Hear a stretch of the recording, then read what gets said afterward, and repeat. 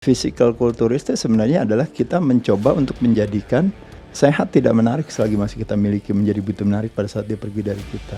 Mencari sehat pada saat dimana sehat masih kita miliki menjadi mudah dan murah, tapi waktu dia pergi dari kita menjadi mahal dan susah. Bukan hak Mas untuk sehat yang mau dikedepankan oleh saya, tapi saya lebih kepada gini, tidak ada kata terlambat buat punya pola hidup yang lebih sehat dari sebelumnya. Tidak ada orang yang kaya akan sehat. Ngotot kepada orang yang miskin akan sehat, betapa nikmatnya jauh dari sakit. Maksud saya itu.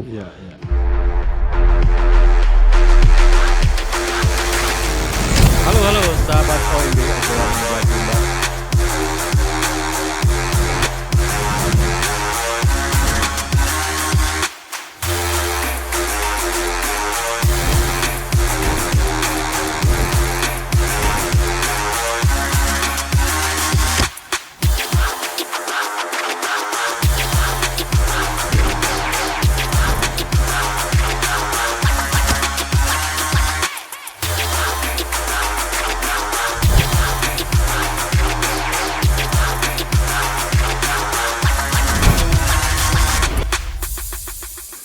Halo sahabat OMB, senang sekali hari ini Mas Adera ya.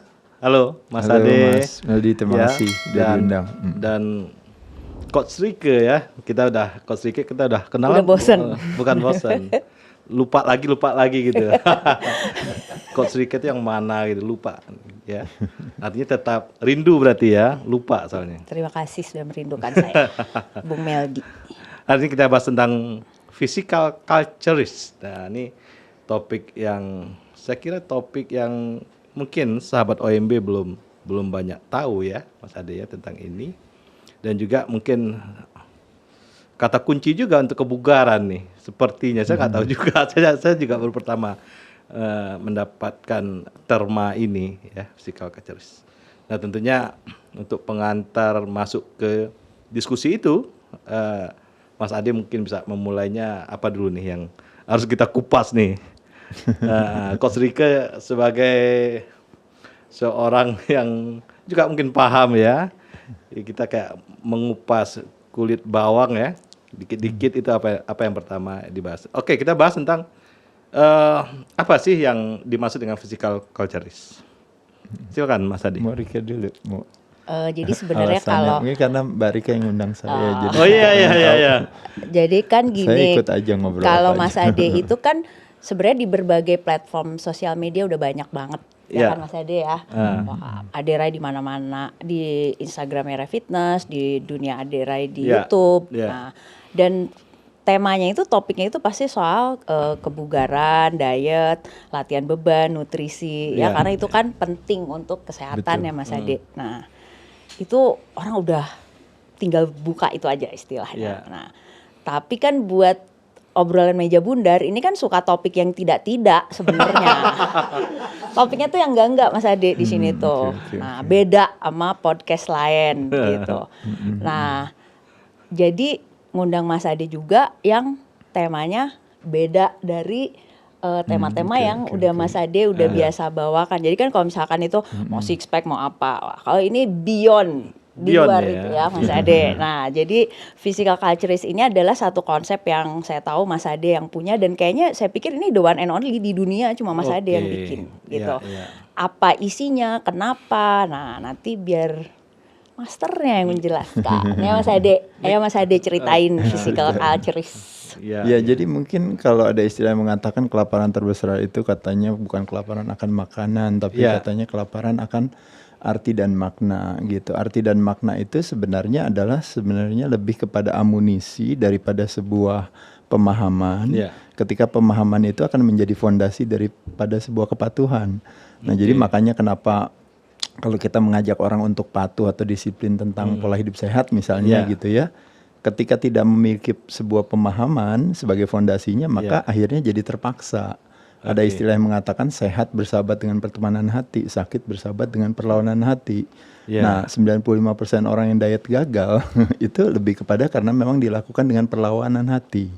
Nah, tapi perlawanan hati itu terjadi sebagai sebuah konsekuensi lebih kepada karena memang nggak ada pemahamannya itu gitu. Nah, jadi pada kesempatan itulah makanya kenapa saya rasa betapa pentingnya sebuah edukasi gitu. Nah, jadi kalau berbicara temanya hari ini misalnya Mbak Rika mengajak saya untuk bilang yuk kita ngobrolin tentang yang namanya physical kulturis gitu. Nah sebenarnya hanya lebih kepada kadang-kadang ada istilah yang mengatakan kita tidak bisa memberi kalau kita tidak memiliki gitu. Maksudnya apa? Maksudnya tuh sebenarnya mirip kayak apa ya? Kayak Yang oksigen konsep di pesawat itu ya, ya mungkin mirip kayak konsep Tuturi Handayani, Ingar Sasung Tulerda gitu. Jadi mengajar dengan mencontohkan, walk the talk, you teach what you preach gitu. Jadi kita kadang-kadang ingin kayak misalnya membantu orang lain, memberikan kebaikan bagi orang lain, memberikan kesenangan kepada orang lain. Bahkan sekarang ini dengan adanya sosial media, orang yang kita nggak kenal juga kita mau menciptakan kesenangan pada mereka gitu ya.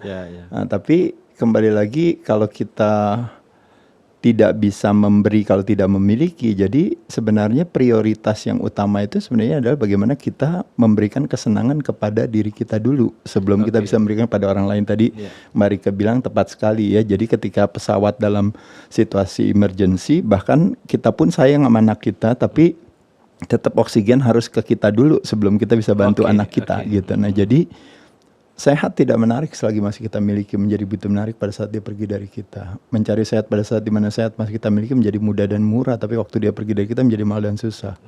Jadi waktu kita nggak punya kesehatan, kebermanfaatan, nilai kebermanfaatan kita tuh benar-benar nggak ada.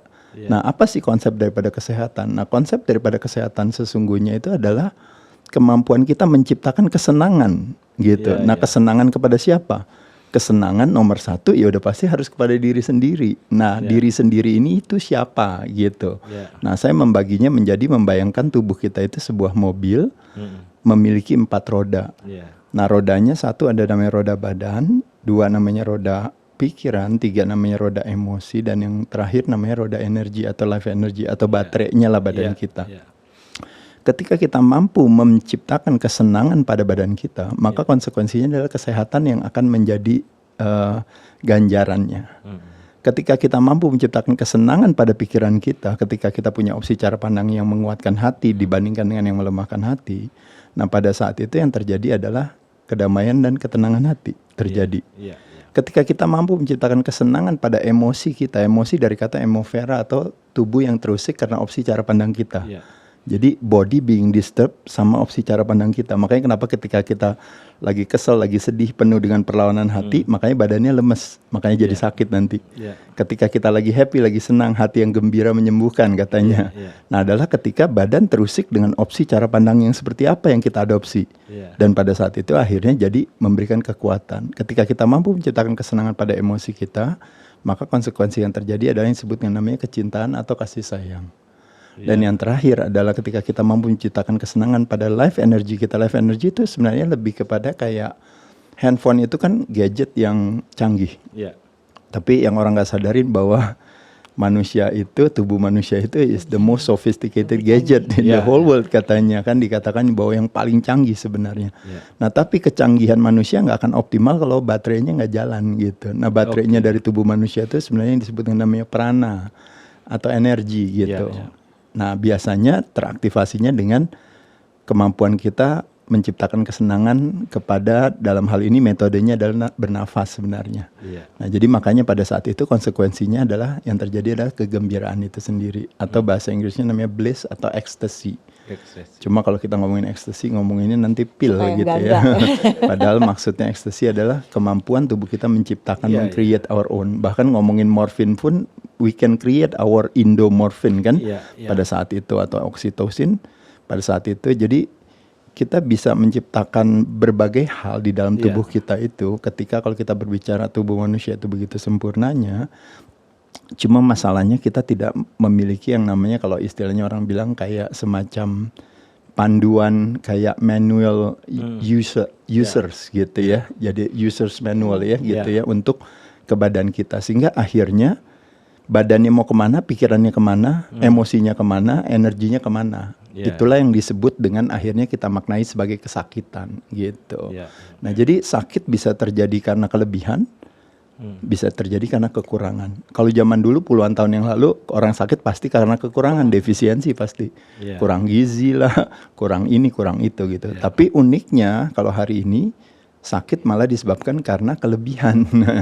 Ya, toxicity yang paling banyak ya otomatis karena fooding, biasanya proses apa yang kita masukkan ke dalam mulut kita mencerminkan kualitas diri kita. Nah, di situ sebenarnya kita bisa lihat lagi, oh iya ya, kalau badan saya adalah akumulasi daripada makanan yang saya konsumsikan, bayangin ibaratnya kayak saya punya motor bagus aja, saya mau kasih bensin yang terbaik, itu adalah benda mati yang kita kendarai. Tapi tubuh kita adalah benda hidup yang kita kendarai, tapi semua boleh masuk gitu. Bensinnya oplosan malah ya Mas Edi. Betul, apa aja pokoknya boleh masuk. Padahal ke motor ngasihnya udah terbaik, tapi ke badan malah oplosan. Iya, minyak tanah juga masuk juga. Nah, racun-racun dimasukin ya Mas. Nah, ketika badannya mengalami dalam tanda kutip keracunan, uniknya badan membuat satu mekanisme defensif dengan menciptakan yang namanya adaptasi secara fisiologis untuk memberikan respon. Nah, cuma respon itu dimaknai sebagai sakit gitu. Ketika tekanan darahnya tinggi, ketika gula darahnya tinggi, ya kan, ketika padahal kolesterolnya hadir. Ya, Mas Ade, ya. Padahal itu adalah sebuah respon tubuh aja gitu. Tapi dengan dimaknai sebagai sakit, dengan dibuat sebuah terminologi terhadap itu, sehingga nanti ada produk yang bisa dijual yang kita harus beli gitu. Supaya si respon itu bisa diminimalkan. Ya, kalau hilang juga nggak bisa, karena konsep daripada medikasi sendiri kan adalah menekan gejala, tapi yang di-manage tetap kesakitannya. Jadi akar masalahnya itu sebenarnya enggak. Tidak dibahas, yang dibahas adalah ujung permasalahan. Jadi bukan bukan hulunya, tapi hilirnya. Nah, itu yang jadi tantangan juga dalam hal kebijakan kesehatan juga nantinya. Nah, jadi secara umum kalau berbicara physical culturist itu sebenarnya adalah kita mencoba untuk menjadikan diri kita itu sebagai budayawan dalam hal bukan cuma dalam hal bersosial gitu, tapi juga dalam hal berperilaku terhadap diri kita sendiri gitu. Makanya disebut berbudaya kepada fisiknya gitu, kepada badannya. Makanya disebut namanya physical culturist. Jadi kalau ada istilah, kalau saya ditanya misalnya, saya kebetulan dikenal orang sebagai seorang olahragawan gitu ya, sebagai seorang binaragawan lah gitu ya. Nah, seorang binaragawan katanya, if you're a bodybuilder, you're not just a sportsman katanya. Kamu bukan hanya orang yang mencintai atau menjalankan atau berpraktisi sebagai olahragawan atau berolahraga. Tapi you are also a student. Artinya apa? Artinya kita selalu terus akan terjadi tumbuh dan berkembang kalau kita mau belajar terus. Jadi student for life. Tapi you're not just a student katanya, but you are also an artist. An artist itu artinya apa? Kamu adalah seorang seniman. Seniman apa? Seniman tubuh. Nah, kalau seorang pematung menggunakan batu dan kayu sebagai media untuk mengekspresikan karya seninya, seorang pelukis menggunakan kanvas sebagai media untuk mengekspresikan karya seninya. Nah, kalau kita seorang anak fitness gitu ya, misalnya kayak Mbak Rike, saya dan kawan-kawan misalnya, kita menggunakan tubuh kita sebagai media untuk mengekspresikan karya seni kita. Nah, jadi pada saat itulah makanya kenapa kita disebut dengan namanya physical culturist gitu. Nah, tapi sebenarnya setiap manusia itu pada dasarnya sebenarnya dia juga physical culturist kalau dia punya pemahaman tersebut. Gitu. Karena kalau kita bilang saya kayak contohnya ini yang sering terjadi ya, kesalahpahaman ya. Makanya seperti saya katakan tadi sebenarnya nggak ada yang kalau kita bilang kita berbuat jahat pada badan kita, nggak ada gitu. Cuma karena kita ignorance. Atau nggak tahu kali ya. Iya, jadi karena ignorance biasanya, jadi karena kita tidak peduli. Makanya kita error. Karena error makanya sakit. Ketika kita sakit makanya nanti bingung. Ketika bingung akhirnya kita cari informasi. Ketika kita dapat informasi, akhirnya kebingungan itu hilang. Akhirnya nanti sakitnya berkurang, akhirnya sehat yang akan menggantikan. Itu sebenarnya 7 steps of dari duka menjadi suka, dari sakit menjadi sehat, itu sebenarnya konsepnya itu. Tapi problemnya di Indonesia, kita semua hanya jatuhnya di level 1, 2, 3. Jadi ke-1 ignorance, kedua error, ketiga salah paham gitu. Akhirnya sakit. Begitu sakit, error lagi gitu. Begitu dikesembuhin dikit, salah paham lagi itu gitu. Errornya tuh karena apa menurut Mas Ade? Apakah karena dia karena memang pemahaman nggak belajar? aja. Karena pemahaman. Kenapa pemahaman saya bilang itu bisa jadi karena dia memang nggak peduli dan nggak mau belajar gitu ya. Mas, Sebenarnya bukannya salah mereka nggak peduli nggak mau belajar, karena problemnya dengan konsep sehat seperti hari ini misalnya. Mungkin saya termasuk salah satu tamu yang pasti topik di meja bundar ini yang paling tidak menarik. Kenapa? Karena nggak maksud saya topiknya, maksud saya topiknya sesuatu yang paling tidak menarik, yaitu adalah topik apa? Topik kesehatan. Orang paling nggak senang ngomongin sehat, kecuali bagi orang yang sehatnya sudah diambil. Tapi bagi teman-teman sekarang yang masih sehat, masih bisa aktivitas, nggak seneng ngomongin ini. Nah, sehat itu memang tidak bisa disalahkan menjadi sesuatu yang tidak menarik. Karena sehat berbeda dengan uang. Ketika sehat itu tidak memiliki yang namanya sense of urgency. Jadi teman-teman makan sembarangan, olahraga enggak. Terus mungkin sebagian dari kita kan 2 dari 3 pria juga merokok. Sebagian mungkin kaum metropolitan kadang-kadang konsumsi alkohol. Sebagian medikasi, ketergantungan obat, bahkan sebagian lagi ada yang menyalahgunakan obat gitu ya. Tapi masih sehat, belum mati-mati tuh hari ini. Dan nggak kenapa-napa gitu loh. Jadi artinya sehat itu tidak ada urgensinya. Jadi pertanyaannya bagi kita, kenapa saya mesti belajar sehat? Orang gini aja baik-baik aja kok gitu kan. Nah cuma balik lagi, kalau uang berbeda gitu. Ketika kita ignorance terhadap uang dan kita bilang, gue nggak peduli gue ini apa gitu. Miskin. Besok nggak bisa bayar bill gitu, nggak bisa bayar tagihan, langsung nyata. Jadi akhirnya orang semua pada mau belajar. Orang bersedia bangun pagi jam 5 pagi, ninggalin anaknya, ya kan? Pulangnya malam, anaknya udah tidur, baru ketemu anaknya baru di weekend, hanya buat cari uang. Coba bayangin. Kalau cari sehat nggak kayak gitu ya Mas, Nggak ada kayak gitu, orang-orangnya. karena merasa bahwa sehat itu akan dengan sendirinya kita miliki. Jadi di sini ada nuansa cenderung sewenang-wenang kita terhadap kesehatan. Nah makanya kenapa saya katakan tadi, ketika kita terus mempertahankan kesewenangan kita terhadap sehat, nanti ya jangan disalahkan kalau konsekuensinya adalah ganjarannya yaitu tadi. Yaitu adalah ketika nanti begitu penalti datang, itu biasanya langsung gol. Kemarin gue baru ngobrol sama dia, tapi sekarang hari ini mereka udah tewas, sudah selesai.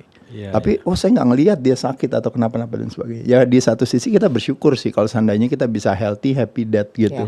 Cuma problemnya yang terjadi adalah di usia kita semakin tua, pada saat itulah terjadi yang namanya akumulasi daripada investasi perilaku kita yang dulu. Akhirnya ngumpul semua di sana, sebagai sebuah konsekuensinya akhirnya sakit yang berkelanjutan. Makanya kenapa di akhir-akhir kita 10 tahun, 20 tahun, bahkan di Indonesia dulu kan usia harapan hidup masyarakat di Indonesia sebenarnya dulu cuma 50-an, 55 ya.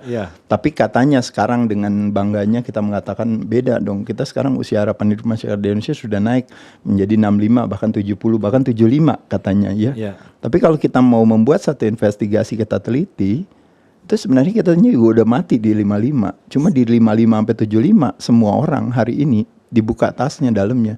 Itu obat nurunkin berat badan, tekanan darah, obat kolesterol, obat pengencer darah, lalu nanti operasi sana sini, mungkin tiap 3 bulan masuk rumah sakit. Jadi sebenarnya hanya mempertahankan supaya dia nggak mati aja. Jadi dari 55 ke 75-nya itu hanya bertahan aja ya Mas Ade. Betul. Jadi mungkin kalau secara happy juga ya. Betul. Hidupnya. Jadi kalau istilahnya secara lifespan-nya terjadi memang terjadi yang namanya umur yang panjang. Umur panjang. Apalagi selamat ulang tahun supaya umurnya panjang, tapi kita lupa supaya dia sehat gitu. Panjang tuh harus sehat ya Mas Ade. Iya, tapi kebanyakan dari kita panjang sakit-sakitan gitu. Gak mau ya Mas Ade ya.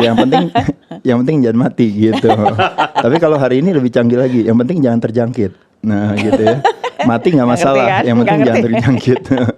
Jadi salah pahamnya di sana gitu. Nah jadi kalau saya cuma hanya bisa bilang bahwa terlepas daripada apapun, Mas, saya cuma mau mengatakan bahwa sebenarnya unik ketika kita kalau kuncinya mampu menciptakan kesenangan. Jadi sebelum kita memberikan kesenangan pada orang yang kita kasihi, teman-teman kita, keluarga kita, bahkan orang yang kita nggak kenal kita mau berikan kesenangan, yuk mari kita berikan kesenangan dulu ke diri kita. Nah jadi gimana caranya memberikan kesenangan pada diri kita? Satu, seperti saya bilang tadi, memberikan kesenangan pada diri kita dengan cara melakukan yang disebut namanya gerak. Gerak itu satu, gerak badan, itu hubungannya dengan olahraga. Dua, yang namanya gerak makan, hubungannya dengan pengaturan pola makan, apa yang kita masukkan ke dalam mulut kita. Dan yang ketiga yaitu yang disebut namanya gerak nafas, yang related nanti sama gerak pikiran kita. Nah jadi sebagai contoh nih misalnya, ini contoh yang gampang aja nih ceritanya. Misalnya saya berkunjung ke rumahnya Mbak Rike. Nah Mbak Rike ajak saya duduk di sini di ruang tamu. Oh Mas Ade silahkan datang duduk di sini, kan saya duduk. Ketika saya duduk Mbak Rike tanya sama saya, Mas Ade mau minum apa? Saya bilang silahkan Mbak, nggak masalah Mbak Rike. Saya ikut aja. Mbak Rike ke belakang ke dapur ngambilin saya minuman. Saya duduk di ruang tamu ini sambil pelan-pelan saya merasa gelisah. Kenapa? Karena saya dari tadi, dari rumah saya menuju rumah Mbak Rike, saya kebetulan kebelet kepengen buang air kecil Mas. Jadi ketika saya kepengen buang air kecil itu saya tahan terus. Nah begitu saya sampai rumah Mbak Rike, aduh kayaknya saya udah nggak bisa tahan lagi nih gitu ya kan. Nah Mbak Rikenya kebetulan lagi ke dapur lagi bikinin minuman saya.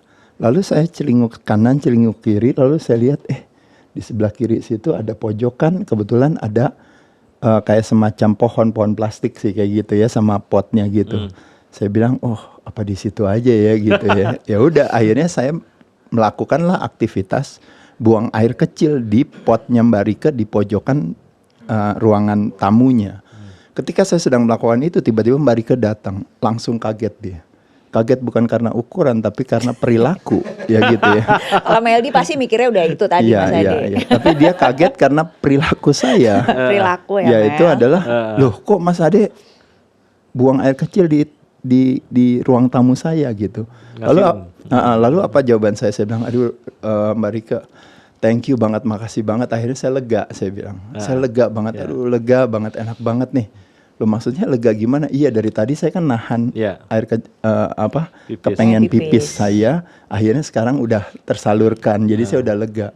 Apa jawabannya Mbak Rike pada saya? Jawabannya adalah, ya Mas Ade enak lega. Tapi saya yang harus membersihkan bau pesing itu. Nah itu adalah percakapan kita dan organ tubuh kita, dalam hal ini ginjal kita atau liver kita ketika kita makan martabak manis. Contohnya begitu, paham nggak teman-teman sekalian? Jadi waktu kita makan gitu, kita nyantai aja, aduh lega banget, enak kayak satu potong 300 kalori, ya kan? Itu setara dengan 1 jam latihan karena 1 menit membakar 5 kalori gitu ya kan? Tapi kita makan setengah loyang, kita makan aja dengan santai karena kita bilang saya ingin menciptakan kesenangan pada diri saya. Kayak saya ingin menciptakan kesenangan pada diri saya untuk aduh lega, jadi saya bisa kencing di mana-mana. Tapi Mbak Rike yang punya rumah, dia yang harus menjadi dinas kebersihan. Ginjal kita, liver kita, paru-paru kita, pembuluh darah kita, dia yang harus menjadi dinas kebersihan bagi kita. Jadi di satu sisi, saya pikir saya menciptakan kesenangan pada diri saya, tapi saya menciptakan penderitaan pada Mbak Rike dan rumahnya. Jadi di satu sisi, kalau saya sembarangan makan, kalau saya ngerokok, kalau saya alkohol, kalau saya medikasi dan apa, tanpa saya sadari setiap hari saya menciptakan penderitaan kepada anak-anak saya yang terdekat, yaitu tadi. Nah sebagai contoh misalnya Mas Meldi, misalnya nih contohnya. Waktu dulu Mas Meldi angkatan 91 berarti ya. Ketemu sama Mbak Rike. Dulu mungkin bisa jadi beratnya mungkin dulu, kalau sekarang anggap aja di atas kepala 8 betul ya. Ya udah pasti kepala 9 gitu misalnya. Dulu kurus banget Mas Ya Ade. betul, berarti ya jangankan 45, saya bilang anggap aja di kepala 6. Betul ya kan, kepala 6. Nah jadi Mas Meldi di kepala 6 dulu. Sekarang di kepala 8. Betul kan? Nah, di kepala 6, sekarang di kepala 8. Nah, sekarang ini yang gampang nih, kebetulan ada Mbak siapa namanya? Mbak Purnama. Nah, saya tanya Mbak Purnama di rumah punya dispenser kan ya? Punya ya. Nah, sering nggak Mbak Purnama dispenser itu kalau habis airnya, itu galonnya Mbak yang pasang sendiri sering? Ya jadi nggak nyuruh siapa-siapa lagi gitu ya, Mbak jalanin sendiri. Nah itu cewek loh mesti ngangkat galon. Nah 1 galon itu setara dengan 19 liter yang setara juga dengan berapa kilogram kalau dalam ilmu fisika. Ini anak ITB pasti jago semua. 19 kilo. Betul, kira-kira 19 kilo tepat sekali. Jadi kurang lebih sekitar 19 kilo. Nah ada 2 cara Mbak Purnama untuk memasang galon di dispenser. Cara pertama adalah Mbak angkat, lu Mbak taruh langsung ya.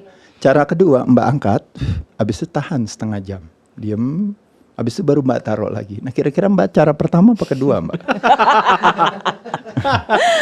Cara yang pertama ya pasti ya. Saya tanya kenapa Mbak nggak cara kedua? Lalu dia bilang ini Mas Ade ada-ada aja.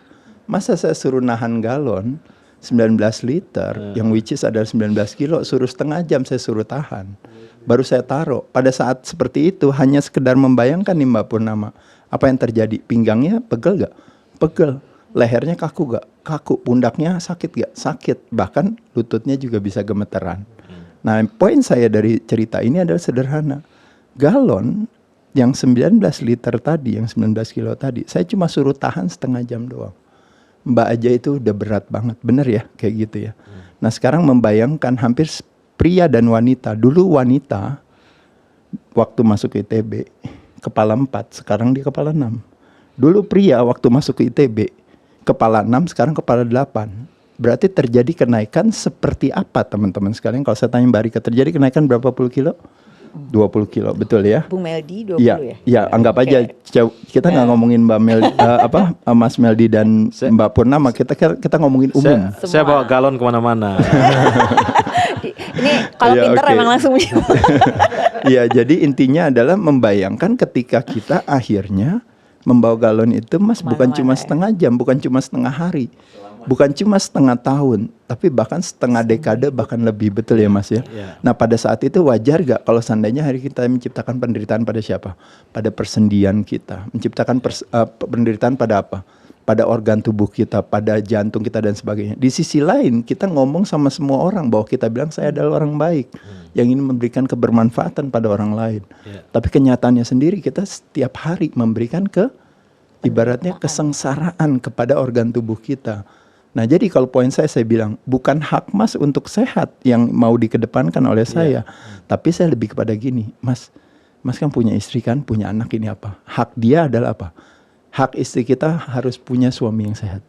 Hak anak kita harus punya papa atau ayah yang sehat. Hak sahabat-sahabat kita nih yang mengasihi kita punya hak untuk punya sahabat yang sehat, benar gak?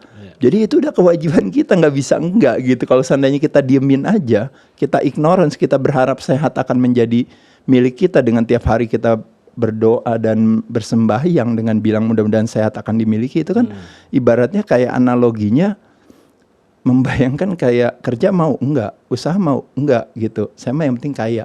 Kan nggak nyambung gitu. Nah itu pun juga dengan kesehatan kita. Nah jadi kenapa hal ini terjadi terus-menerus Mas? Karena balik lagi ke jawabannya, memang karena sehat adalah topik yang sangat tidak menarik. Kedua, badan manusia terlalu cerdas dan terlalu sempurna sehingga kita hancurin aja dia aja tetap sehat. Nah poin dari cerita ini sebenarnya bukannya pesimis, tapi justru kita balik menjadi sesuatu yang optimis Mas. Karena apa? Iya ya, sampai hari ini aja saya masih oke-oke aja nih. Jadi kayak belum dikasih ganjarannya kan Mas. Walaupun ngaco ya Mas Belum Ade ya. serangan belum serangan jantung ya kan, belum stroke. Hari ini Mas kan bayangin kan, begitu stroke kan ibaratnya bubar jalan mau jadi host meja bundar atau apa gitu ya kan, nanti yang ada jadi ibaratnya susah kita ibaratnya ngomongnya padahal otaknya banyak banget. Makanya kenapa saya cerita gini ya Mas Meldi ya. Karena saya juga ngerasa, saya pikir terlepas daripada saya juga punya itikat sehat dan terlepas daripada sampai hari ini saya bersyukur ya Mas, masih diberikan kesehatan atau kemandirian sehat. Saya sekarang 53 tahun lah umurnya. Nah, saya cuma mikir kalau membayangkan usia harapan hidup masyarakat di Indonesia, anggap aja 65. Anggap aja lah saya bisa aja kan kenapa-napa. Berarti kan jatah hidup saya tinggal 12 tahun lagi ya gak? Atau jatah hidup saya tinggal ya kurang lebih ya segitu ya. Ya bersyukur kalau saya bisa lebih lagi ya saya bersyukur. Terakhir saya masuk rumah sakit yang saya cerita juga, sakit itu adalah sesuatu yang bagi saya pribadi yang nyusahin diri saya dan orang lain, apalagi orang yang mengasihi saya. Jadi saya bilang saya anti banget sama sakit. Bagi saya sakit dan saya nggak nyambung gitu aja bagi saya. Persis kayak anak ITB, bego dan anak ITB nggak nyambung gitu, ya kan? Karena nggak ada anak ITB satupun masa bodoh mau nilai paling jelek, dia tetap aja pinter. Kenapa? Karena dari 1.000 atau 10.000 orang dulu yang mau masuk, yang diterima ya cuma dia gitu. Jadi dia mau nilainya ibaratnya di ITB ranking paling bawah, tetap aja pinter gitu. Jadi ibaratnya nggak nyambung antara bodoh dan anak ITB. Nah maksud saya sama. Jadi antara sakit dan saya nggak nyambung bagi saya. Nah jadi nggak ada itu, sakit tuh nggak bisa gitu. Bagi saya bukan saya. Kalau seandainya saya sakit itu namanya kilaf gitu. Itu kayaknya kok bisa gitu sakit. Nah jadi maksud saya teman-teman sekalian, kita masih diberikan kesempatan. Saya pikir saya masih diberikan kesempatan nih, masih ada 12 tahun, 15 tahun. Saya pikir kenapa nggak saya berbuat yang banyak aja untuk memberikan kebermanfaatan bagi orang lain gitu. Bersyukur di musim infeksi terlepas dari begitu banyak musibah ya yang kita alami, tapi selalu ada berkah di baliknya. Nah kebetulan berkah di baliknya Mas, yaitu adalah ketika akhirnya orang jadi terpaksa sekarang jadi belajarnya ke YouTube, ke Instagram, kemana gitu, ke sosial media, jadi hidup sosial medianya. Akhirnya menjadi platform bagi saya untuk curhat gitu soal ini gitu. Termasuk hari ini juga saya bersyukur diundang Mas Budi dan kawan-kawan bisa kesini, bisa ngobrol soal ini gitu. Jadi saya pikir menyenangkan gitu, mumpung saya masih sehat gitu. Nah jadi saya bilang sama Mas juga sama. Jadi ada istilah Mas yang mengatakan bahwa just give up your personal history. Maksudnya apa? Apa yang udah lewat 5 menit yang lalu, apa yang udah lewat 5 jam yang lalu, apa yang udah lewat 5 bulan yang lalu, semuanya udah lewat. Jadi udah lewat ya udah. Jadi Mas bilang, iya saya kemarin nggak rajin olahraga. Ya so what, nggak apa-apa juga. Saya kemarin masih makan sembarangan. So what, nggak apa-apa. Sebagian iya saya masih ngerokok. So what, nggak apa-apa juga. Tapi sekarang Mas masih punya gak kesehatan itu? Iya masih ada, ini apa? Berarti apa artinya? Tidak ada kata terlambat buat punya pola hidup yang lebih sehat dari sebelumnya. Tidak ada kata terlambat buat punya yang namanya, kalau istilahnya orang tanya, kapan usia yang tepat memulai olahraga Mas? Kan orang bilang kapan ya? Oh iya saya udah telat gitu kan semua. Jawabannya padahal apa? Usia kapan paling tepat untuk memulai olahraga? Usia sekarang. Kapan usia yang tepat buat mengatur pola makan diet? Usia sekarang. Kapan waktu yang tepat untuk punya pola hidup yang lebih sehat dari sebelumnya? Usia sekarang. Jadi nggak pernah ada kata terlambat selama kita masih dikasih kesempatan buat sehat gitu loh Mas. Jadi kayak konsep yang namanya gratitude atau rasa bersyukur itu tuh penting gitu. Tapi uniknya kita, kecerdasan kita akan dalam hal area kita, apalagi anak-anak mesin, anak-anak teknik, anak-anak apa gitu ya, dalam hal pekerjaannya kan detail banget ya. Kayak contohnya misalnya kayak ngomongin kesehatan dan keselamatan kerja bulan K3 gitu ya, memperingati bulan K3 di seluruh pabrik-pabrik di BUMN dan sebagainya kan kayak gitu. Tapi kalau saya lihat urusan kerjaan kita mau selamat, mau sehat gitu. Tapi urusan diri sendiri kacau balau gitu. Kan nggak nyambung gitu menurut saya gitu. Gimana caranya kita mau menyelamatkan orang lain atau tempat kerja kita kalau seandainya kita nggak bisa nyelamatin diri kita sendiri gitu. Dan terakhir-terakhirnya kita sibuk menjadi murid daripada sebuah reaksi. Nah makanya kenapa pendekatannya kuratif. Harusnya kita menjadi murid dari sebuah antisipasi, yaitu pendekatannya preventif dan promotif. Jadi mumpung kita masih sehat Mas, jadi nggak ada kata terlambat. Kurang lebih itu. Ada persoalan besar ya di urusan menjaga kesehatan, olahraga segala macam, itu adalah sustainability Mas Ade. Nah, kadang-kadang kan ya tidak berlanjut, dia mungkin sebulan oke gitu ya, spiritnya bagus, terus berikutnya kendor gitu. Ya itu tadi yang saya bilang. Jadi kayak disiplin itu kan sebenarnya kan pemaknaan. Pemaknaan itu artinya apa maksudnya? Jadi kedisiplinan itu kan kepatuhan Mas. Nah kepatuhan hanya akan hadir kalau ada sebuah pemahaman. Saya kasih contoh yang gampang aja. Karena kalau ngomongin kesehatan, karena kita kesehatannya semua pada jongkok, jadi nggak nyambung omongan ini. Tapi kalau kecerdasan kita akan keimanan yang tinggi, makanya saya selalu bilang sama terutama orang Indonesia, kita populasi terbesar kaum muslimin dan muslimah. Sholat aja 5 kali, bukan seminggu, bukan sebulan, sehari. Dan itu nggak bolos. Jadi kalau bisa sampai satu hari kita bisa sholat 5 kali Mas, itu aja nggak bolos Mas. Itu ngomongin orang disiplin itu level disiplinnya udah kayak apa? Atlet aja latihan nggak sampai 5 kali sehari gitu. Kita sholat 5 kali sehari. Artinya apa? Kenapa bisa kita melakukan hal itu? Karena kecerdasan kita akan keimanan tinggi. Tapi kecerdasan kita akan keimanan yang rendah, makanya disuruh olahraga. Kita pikir kita olahraga demi menyenangkan orang lain, kan nggak nyambung. Saya kan olahraga demi menyenangkan siapa? Demi menyenangkan istilahnya organ tubuh saya sendiri, kan gitu. Nah saya tanya sama teman-teman sekalian, apa bedanya orang yang merokok dan orang yang tidak merokok? Jawabannya lebih kepada aksi yang mereka lakukan karena ada sebuah asosiasi di kepala. Ketika kita mengasosiasikan rokok sebagai kenikmatan, maka aksinya adalah kita merokok. Ketika kita mengasosiasikan rokok sebagai kesengsaraan, maka aksinya tidak merokok. Nah sekarang saya buang rokoknya, saya ganti sama olahraga. Ketika saya mengasosiasikan olahraga sebagai kenikmatan, nikmatnya di mana sih olahraga? Oh waktu saya olahraga ternyata saya memberikan suplai oksigen ke dalam pembuluh darah saya. Pembuluh darah saya itu tuh kayak sungai kehidupan saya. Jadi saya kasih makan, saya kasih udara, enak gitu. Tapi ketika saya nggak olahraga, ketika saya kasih makan sembarangan, kasih saya makanan yang ini apa, ibarat saya membuang sampah ke sungai kehidupan saya, dan pada saat itu sampahnya itu ntar nyangkut-nyangkut di dinding sungai saya. Itu yang disebut dengan namanya akhirnya terjadi inflamasi atau peradangan di pembuluh darah. Nah uniknya ketika badan begitu cerdas, peradangan itu terjadi Mas, kan itu kan kayak dalam tanda kutip kecelakaan. Makanya kenapa liver mengirim yang namanya anti peradangan gitu, yang disebut namanya kolesterol kan gitu ya. Jadi setiap ada kecelakaan selalu ada ambulans, setiap kecelakaan selalu ada ambulans. Nah akhirnya uniknya orang gitu, karena kecerdasan dan kesehatannya jongkok, begitu dia ngelihat kecelakaan dia bilang gini, setiap kecelakaan saya lihat ada ambulan, setiap kecelakaan saya lihat ada ambulan. Berarti penyebab kecelakaan adalah ambulan, kan begitu kan?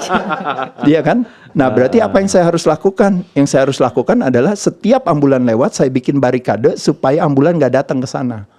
Karena indikator atau parameter daripada yang namanya kesuksesan itu adalah tidak ada ambulan. Nah jadi indikator itu disebut yang namanya statin drugs atau Lipitor atau apapun yang teman-teman pakai buat menurunkan kolesterol. Tapi yang teman-teman lupa untuk menganalisa atau menginvestigasi adalah kecelakaan yang kita lakukan karena perilaku kita. Apakah gara-gara stres, opsi cara pandang yang melemahkan hati, mungkin gara-gara makannya sembarangan ya kan, semua apa aja dimasukin makanan, kan otomatis terjadi kecelakaan, terjadi si sungainya itu luka. Nah tapi kita sibuknya untuk menurunkan kolesterol gitu, itu sibuknya menurunkan supaya biar angka ambulannya nggak masuk, padahal ambulan masuk kan itu kan normal gitu. Nah jadi sebenarnya menjadi satu reminder bagi kita untuk bilang, oh iya kenapa ya kolesterol saya tinggi ya? Oh pantesan kemarin bener sih saya stres banget tuh gara-gara ini, gara-gara itu. Apalagi kemarin kan di musim infeksi kita kehilangan orang yang kita kasihi, sebagian dari kita kehilangan pekerjaan, sebagian dari kita kehilangan mungkin segalanya ya kali ya, mungkin apa semuanya. Nah dari situ akhirnya otomatis darah mengental, tekanan darah jadi tinggi, kerja jantung jadi lebih berat, benar kan, jadi semuanya. Nah pada saat itu makanya kenapa kalau kita paham, kita coba cari akar permasalahannya. Nah disitulah sekali lagi hal-hal yang kayak gini yang tadi saya bilang, ini cuma mindset Mas, cara pandang kita. Nah jadi ketika asosiasinya olahraga menjadi sesuatu yang nikmat, akhirnya aksinya terjadi. Saya yakin misalnya contoh saya tanya sama Mbak Purnama misalnya, Mbak kan sholat 5 kali kan, itu udah sejak kapan Mbak melakukan itu? Sholat 5 kali itu. Oh iya saya sudah sejak kecil, berarti udah puluhan tahun. Wah kalau gitu Mbak pernah dapat penghargaan dari Muri, mungkin dari Jaya Suprana karena berhasil sholat puluhan tahun dan tidak pernah berhenti selama ini. Kita nggak berharap ingin mendapatkan pujian atau mendapatkan penghargaan dari Muri terhadap apa yang kita lakukan. Saya tanya misalnya Mbak sehari sikat gigi berapa kali? Gitu misalnya Mbak bilang, oh saya 2 kali Mas Ade ini. Oh iya udah berapa lama? Oh ya udah dari zaman dulu, saya udah puluhan tahun nggak pernah dapat penghargaan dari Muri juga. Saya tanya juga, nah kenapa kita nggak butuh penghargaan Mas? Jawabannya balik lagi, karena kecerdasan kita akan kebersihan, kecerdasan kita akan keimanan. Saya sholat setiap hari, saya nggak butuh penghargaan itu, karena itu adalah apa? Health is not a destination, health is a fundamental requirement. Sholat is not a destination, sholat is a fundamental requirement. Sikat gigi is not a destination, sikat gigi is a fundamental requirement. Jadi maksud saya itu Mas. Jadi ketika Mas punya pemahaman itu, Mas nggak perlu butuh saya atau Mbak Rike atau siapa teman-teman yang lain untuk selalu tiap kali teleponin Mas dulu. Mas ayo dong hari ini yuk kita olahraga ini apa gitu. Ini selama ini Rike nggak menyentuh nggak. Malah gue yang tertekan gitu. Jadi nggak nyampe loh. Malah gue yang tertekan. Transendensinya nggak masuk kan. Sebenarnya kita frekuensinya kayaknya nggak ini ya. Spiritualnya nggak masuk loh. Jadi nggak ke batin loh. Lu terlalu ke fisik. Itu ya. Minimal niatannya kan udah baik ya. Makanya diundang ke sini Mas Ade karena ya itu kalau udah ketemu Ade Rai itu tuahnya beda. Beda. Itu gue bilang ya kan? Beda guru ngaji sama ulama tuh bedanya di situ. Beda gitu, ya kan? Tuh tuahnya beda. Jadi lihat deh besok pasti terjadi sesuatu, ya kan? Gue udah transfer nih. Ya kan? Tuahnya udah beda. Pokoknya Mas Ade itu makanya diundang lu sini. Masih ikrok loh, ikrok. Jadi kalau gue tuh kayak kalau di itu tuh masih punakawan gitu ya. Ya enggak? Ya kan? Masih punakawan gitu. Nah, kalau Mas Ade kan udah Semar. Master Ugwe. Itu udah kastanya udah beda. Luar biasa. Iya. Makanya itu kalau ilmu gitu ya Mas Ade semua orang tuh bisa belajar bisa ya Mas Ade ya. Nah, Tapi kalau Mas Ade tuh tuahnya coy yang beda. Iya. Gue ngerasain nih sekarang. Nah kan gue bilang juga apa Nggak, itu tapi sebenarnya. balik lagi kita kembalikan ke yang namanya sehat bersahabat dengan pertemanan hati itu Iya, aja sih iya, sebenarnya. Karena kalau ada konsep yang namanya bilang law of least effort tuh maksudnya ada istilah yang orang bilang kan katanya ibaratnya burung nggak ngotot untuk terbang, ikan nggak ngotot untuk berenang gitu ibaratnya ya kan kayak gitu ya. Iya. Nah sebenarnya pada dasarnya manusia itu untuk mau sehat itu dia nggak perlu ngotot gitu, malah dia mesti ngotot untuk sakit gitu. Jadi pada dasarnya sebenarnya sehat itu sebenarnya udah Fitrah panggilan gitu ya, gitu. fitrahnya Kalau nggak sebenarnya. percaya sebenarnya lihat aja dari apa yang terjadi hari ini kan. Ketika kita kalau sebenarnya normal aja biasa, justru kan sakit kan karena kelebihan kan gitu, toxicity. Kita yang create sendiri toxicity itu. Bisa karena heavy metal, polutan, bisa karena energetik kayak sekarang kan dekat sama elektronik. Bisa karena opportunistic kan kayak patogen itu kan. Jadi dia mengambil kesempatan opportunity kepada tubuh yang lemah kan kayak gitu. Jadi saya melihat sebenarnya kalau kayak kita mesti take it easy aja. Kalau istilahnya mungkin saya cuma bisa bilang gini loh. Tidak ada orang yang kaya ngotot kepada orang yang miskin. Betapa nikmatnya punya duit banyak gitu, tau gak? Jadi kenapa jadi orang kaya ngotot pada orang miskin? Ayo dong lo supaya bisa bayar cicilan dong. Ayo dong supaya kamu biar bisa anak kamu bisa sekolah, kamu bisa bayar. Ayo dong. Nggak ada yang kayak gitu. Yang ada yang miskin pasti akan bilang, gila ya lo sejahtera ya gimana sih bro caranya, ayo dong kasih project gue atau ajarin saya atau ini apa. Karena kecerdasan kita akan keuangan begitu tinggi. Tapi kecerdasan kita akan kesehatan begitu jongkok. Kita bilang orang kaya, lu mana sih nggak pernah motivasi gue buat supaya gue kaya.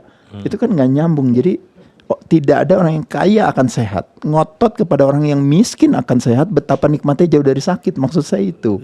Tapi yang ada di balik gitu sekarang ini seolah-olah kayak saya misalnya contohnya ditanya, Mas Ade nggak niat mau kampanye mempromosikan hidup sehat ke sini ke sana. Saya bilang enggak gitu.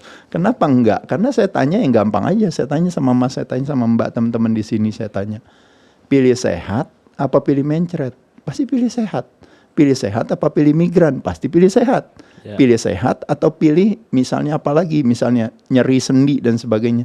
Pasti semua pilih sehat. Jadi kenapa saya mesti promosi sehat gitu?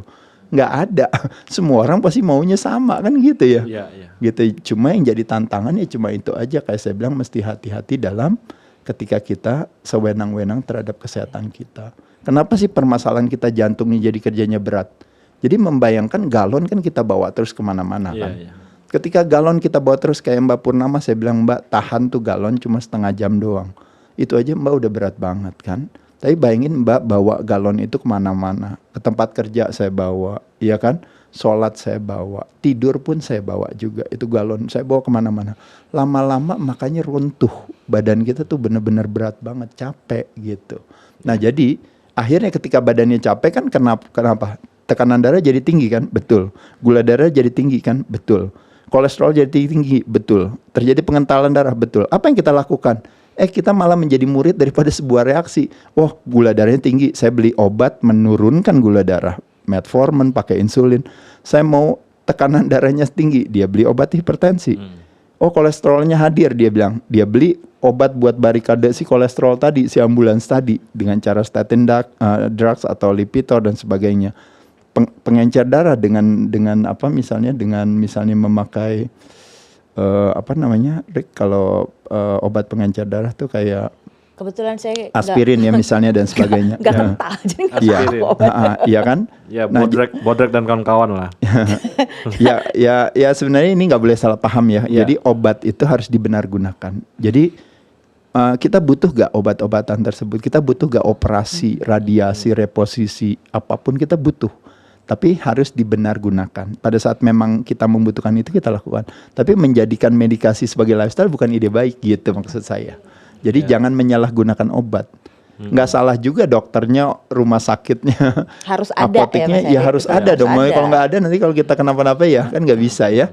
Jadi memang kalau sakit ya itulah gunanya yang namanya industri penyembuhan tadi gitu. Tapi poin saya adalah kenapa kita bercita-cita mau ke sana, kan nggak perlu kan.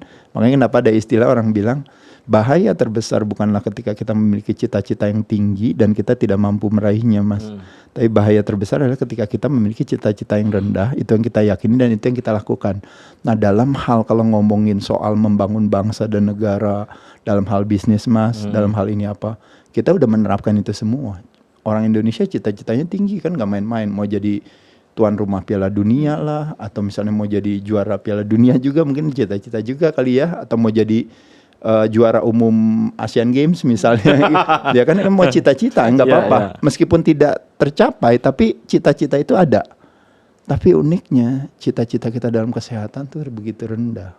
Ketika Mas bilang saya umurnya udah masuk nih kepala 5, ya mau apa lagi, mau gimana, kan gitu kan dia, ya saya gemuk ini udah nggak mungkin turun lagi, kan kayak gitu kan ini apa gitu. Jadi cita-cita terlalu rendah. Kayak Mas siapa namanya Mas? Ya? Mas Rio, ya Mas Rio bilang, aduh Rio ini 1 kuintal nih Mas. Ya misalnya Mas Rio bilang, aduh saya dari dulu Mas Ade misalnya udah gemuk terus, udah apa, udah nggak mungkin lah ini, kan gitu kan. Padahal kan Mas Rio gampang aja, enggak pokoknya saya sih ntar terakhirnya gue juga kurus lah, gitu aja bilang nggak masalah. Tapi itu sebuah intention, sebuah itikat, kalau istilahnya kita mengirim signal aja Mas. Ya kayak kita miskin mulu kan Mas. Lalu kita bilang enggak, pokoknya suatu saat saya akan sejahtera, saya kaya, saya bisa sekolahin anak, saya bisa ini, anak saya aman lah meskipun saya kerjaan lagi susah sekarang. Itu kan kita dalam kecerdasan akan keuangan itu kan tinggi banget gitu. Kita tuh jago dalam hal itu, tapi dalam hal kesehatan masyarakat di Indonesia tuh istilahnya IQ jongkok. Kecerdasannya tuh begitu rendah. Dan itu yang mungkin menjadi curhatan saya, dan juga saya terima kasih sama Mas hari ini juga bisa ngobrol. Terutama ngobrolnya sama orang-orang pinter kayak anak-anak ITB gitu loh. Jadi kepinterannya dia itu kalau istilahnya wasted talent. Kalau saya lihat anak ITB tiba-tiba bisa sakit dan bisa tergantung sama obat, itu wasted talent gitu. Jadi kecerdasannya nggak dipakai buat jadi tools bagi diri dia untuk supaya dia ini. Dia cerdas, bisa punya mobil keren, bisa punya rumah banyak, bisa punya investasi di sana sini. Tapi ada satu investasi yang dia lupa lakukan, yaitu investasi yang menjadi sebuah syarat dari semuanya. Sehat bukan segalanya, tapi tanpa sehat segalanya nggak bisa kita nikmatin. Di zaman kita kuliah dulu Mas, kita tahun berapa ya udah mulai ada mata kuliah olahraga ya? Iya. Tahun berapa? 91. 90 udah mulai belum? 90 udah ada. Udah ada. Oh udah ada ya Mas? Udah ada. Udah ada. Itu Pak Indra Jati Sidi, Ada kuliah olahraga. atlet judo pon ya, juara dia. Nah itu masuk tuh ada kuliah olahraga. Oh ada juga ya. Itu tuh menarik tuh sebenarnya. Kalau kita tuh kuliah olahraga materinya kan sebenarnya yang kita butuhkan tuh sehat dan bugar itu ya Mas Ade ya. Betul, iya. Tapi di dalam itu sebenarnya kuliah kurikulum, itu, iya memang masukannya lebih kepada kurikulum untuk ke yang dasar juga sih. Iya. Rick, Iya. Tapi kuliah tauhid kebugaran kayak gini kita itu belum nggak ada. dapat. Iya, justru Kita itu. Jadi terlalu konsepnya technical. kalau Betul. menurut saya tuh kayak kita mau jadi wasit. Iya, Ya kan? iya. Jadi Harus kayak tahu konsep, lapangan konsep olahraga dulu kan adalah konsep ibaratnya kayak mungkin kalau zaman dulu lebih canggih lagi kali, mungkin karena di ITB kali Rick.